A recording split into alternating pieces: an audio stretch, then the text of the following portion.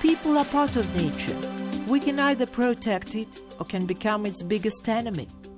How do we maintain the natural balance in the age of global urbanization? What do we know about the wild inhabitants of forests, steppes and mountains of Kazakhstan? We'll talk about the nature, find out incredible details of life of plants and animals of Kazakhstan, reflect on the place humanity occupies in the world. All of it in the television project Talk to Nature.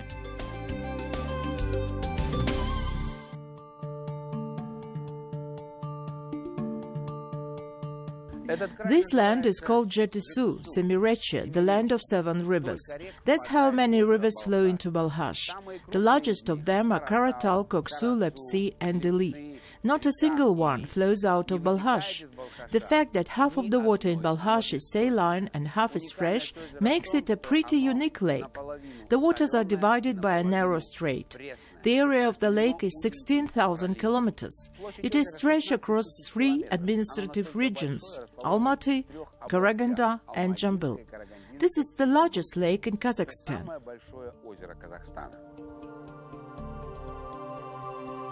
We are at the delta of the Ili River, the vast territory of the largest river feeding Lake Balkhash. The delta acts as a natural regulator, sharing the water it saves with the lake during the dry period. To our right there is the dry bed of Bakanas, one of the oldest slips of the Ili River, once flowing into the lake, which indicates that the river can easily change its path in the sandy landscape.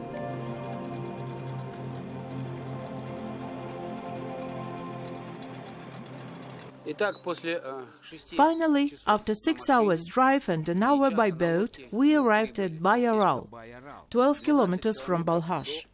This is where we are going to stay and learn about the beauties of the Balkhash region.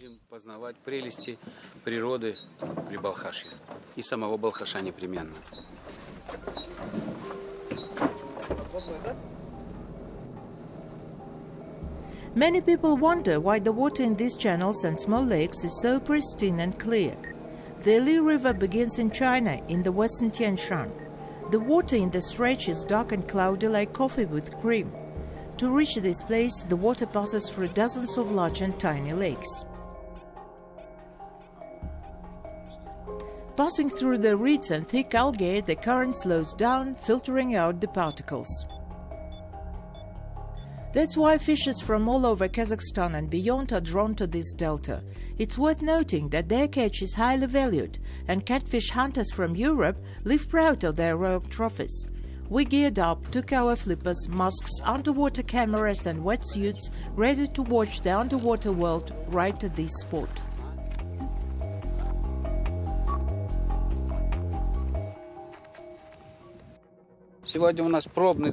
I'm wearing a wetsuit. Today we have a test swim. We'll see what's in here and then we'll tell you. Let's check it out.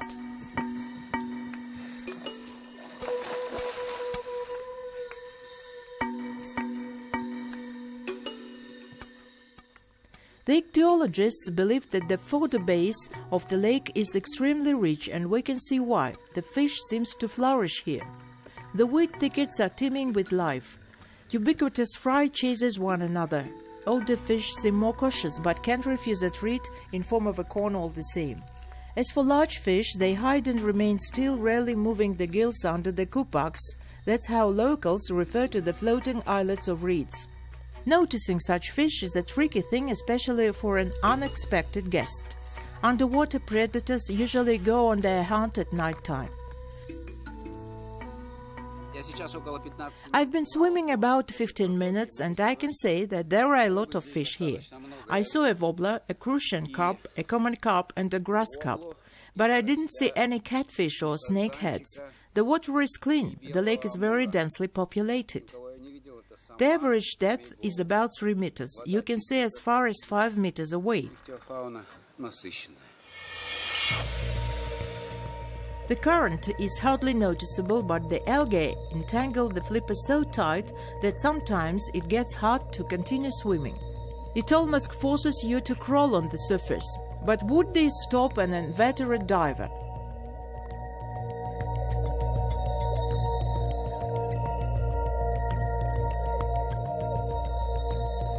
Вот это типичный балхашский сазанчик. Небольшая особь, около 3. Here's our first trophy, a common carp of Balkhash. This particular specimen is about 3 years old. It's a freshwater fish living mainly in rivers. What is the difference between the river one and that living in the lake? Carps from lakes are darker in color and little fatter, while the river ones are long, swift like a torpedo and lighter colored. I assume this one weighs about 700-800 grams. I think that fish inhabiting this area are gaining such good weight thanks to the flora, the algae that grow here.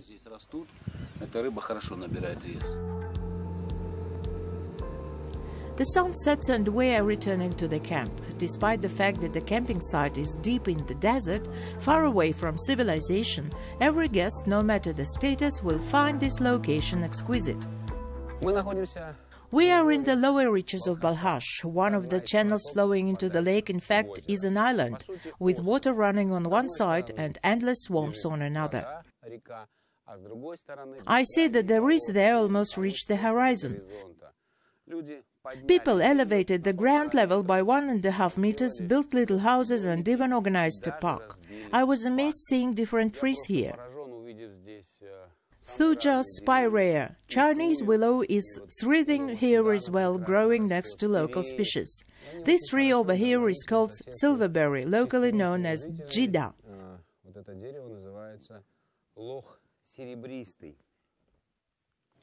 Such small growth attracts birds and animals, creating its own microclimate. This is a great example of humans' cooperation with nature.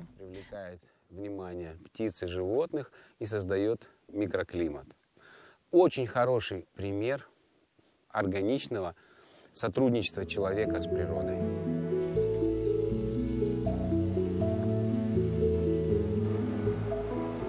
Not only seedlings, all construction materials were delivered here by ferry. Local residents drive high-speed boats with such an ease, it's astonishing. Growing up here, they know every lake, every channel and passage in the labyrinth of lakes.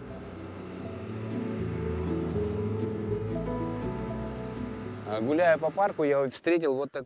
my way through the park, I came across this tree. It is a sea buckthorn, a cultivar, I think, of Ukrainian selection. But landscapers made a mistake.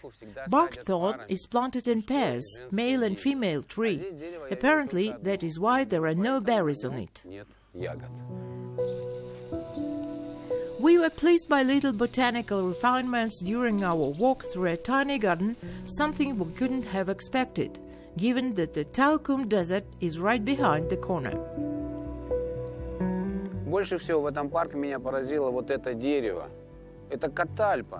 I was very much surprised to see this tree in the park.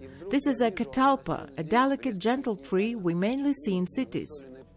And suddenly I see it growing here in extreme continental climate, on saline soil, seemingly well, even blooming.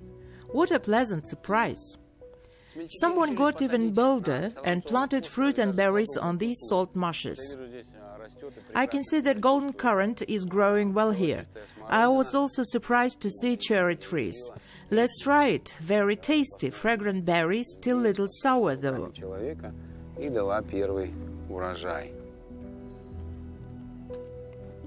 Очень-очень вкусная, ароматная ягода.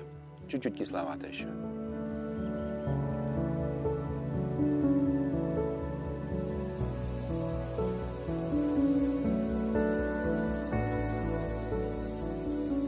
Линии электропередач здесь нет в радиусе 50 км. There are no power lines in a 50-kilometer radius from here.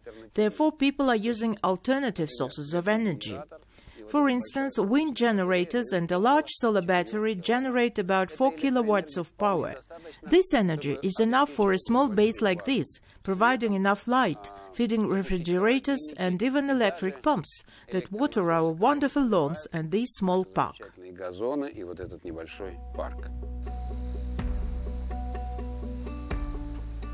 Reeds are regressive plants of the wetland environment and are everywhere around us. They are in its element here, the water is everywhere and there's nothing to be done about it. People have gone through all these troubles, but still the vegetables and fruits won't grow here even under professional care and in a carefully set greenhouse. Fishing has been flourishing in Balkhash since time immemorial. Many villagers from Kuygan and Karaoy depend on fishing for their living. There are large cooperatives, smaller fishing unions with iron launchers harvesting the Balkhash fish with their huge trawls. Fishermen have a quota for the amount of the fish they catch. They have assigned fishing area and need to allocate certain sum from each kilogram of fish caught toward the restoration of fish stocks.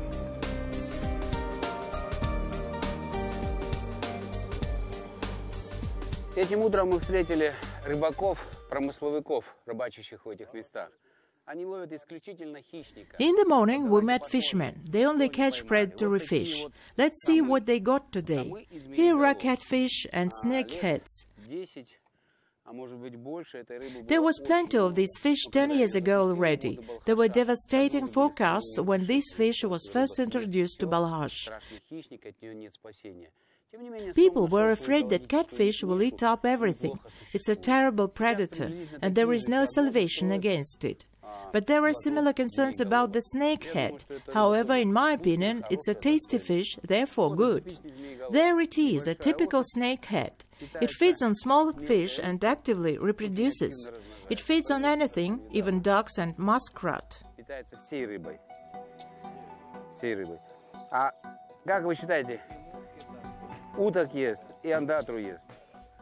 Who eats more fish, catfish or snakeheads? Snakeheads.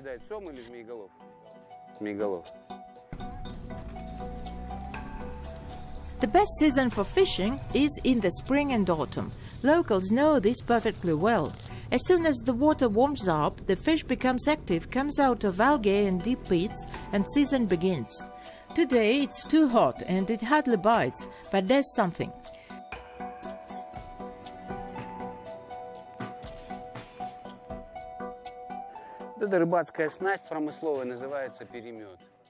This fishing tackle is called a trot line. There are 50, maybe 80 hooks bent with notches. They make up the seine. The bait is hung on them and the tackle is checked next day early in the morning. Maybe 1 out of 10 of those will leave fishermen happy. This is a Balkhash catfish. Its bubbles are for sensing the smell and feeling the objects around. Catfish tends to stay in deep waters, being active mainly in the night time. Judging by its color, it's a lake catfish. This one is dark. There are 1 or 2 lighter ones here too. It feeds on common carp, wobbler, and loves crucian carps. Как правило, питается сазаном, воблой и очень любит карасиков. As famous these places are as great fishing site, they are also known for mosquitoes bothering tourists, fishermen and local people on the lake. People say that during some years the bloodsuckers got so out of control that shepherds had to burn dry manure fuel all night next to the cattle pens to protect cows and younglings from horsefly and mosquito bites. These days, when packing for a trip like this, don't forget to take some repellents. In the morning, only spider webs will remind of the night attacks attempted by ill-fated insects. I'm interested in what nature-loving tourists take with them on trips these days. To reduce the harm to environment while outdoors, you need to reduce the use of fuel engines. Real travelers use renewable solar energy. Compact batteries are charged from dawn to dusk. 2 light bulbs will light up a small tourist camp all night.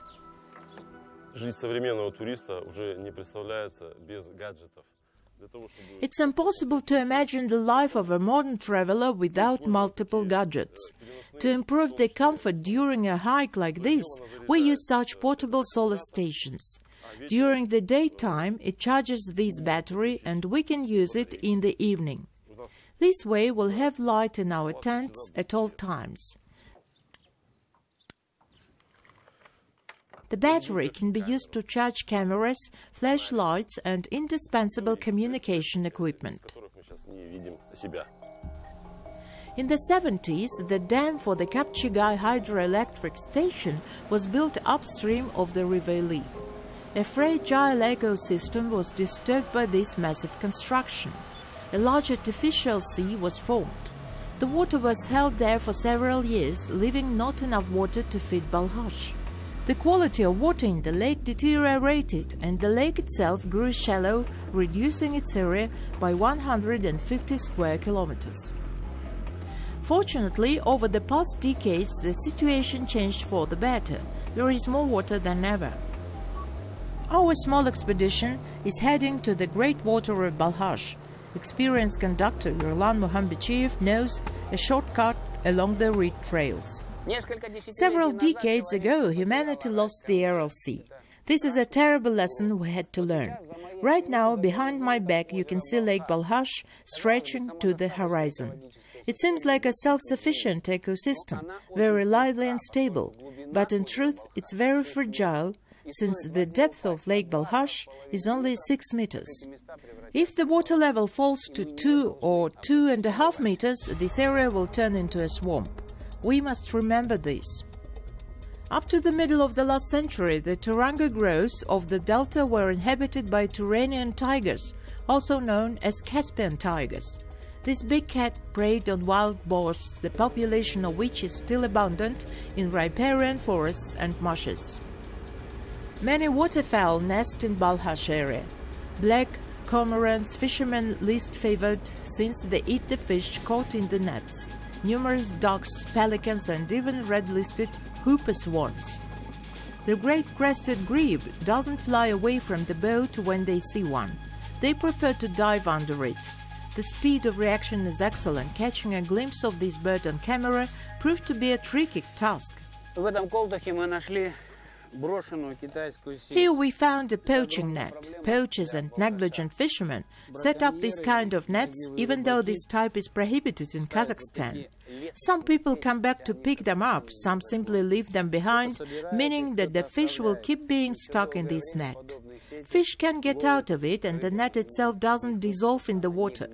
Unfortunately, if you fly above most of our water bodies on a helicopter, you'll notice that their floors are entangled in such nets, like with blood vessels.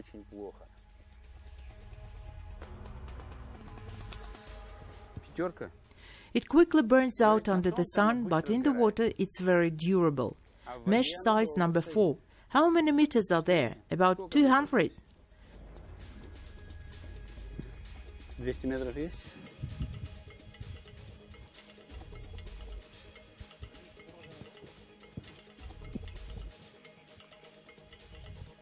Вот теперь эта сеть уже не будет вредить. Now this net can cause no harm to the fish.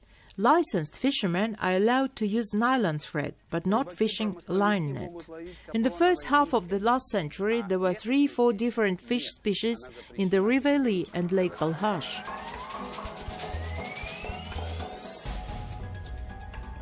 Soviet ichthyologists figure out the capacity of the food base, justifying and releasing a dozen more species into the water system.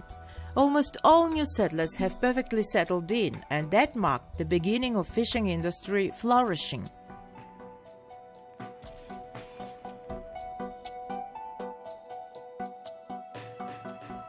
В этой протоке водятся. There are about 10 different kinds of fish in this channel. Let's count together. Common carp, grass carp, wobbler, Crucian carp, catfish, snakeheads. There are also Volga zander, a mixture of pike perch and perch, pike perches and big-head carps. See, we've counted up to 9 species already. That's how many species are found in Balkhash. Let's see what we can catch. Which bait did you use? Corn. И вот сейчас мы посмотрим, что поймаем мы.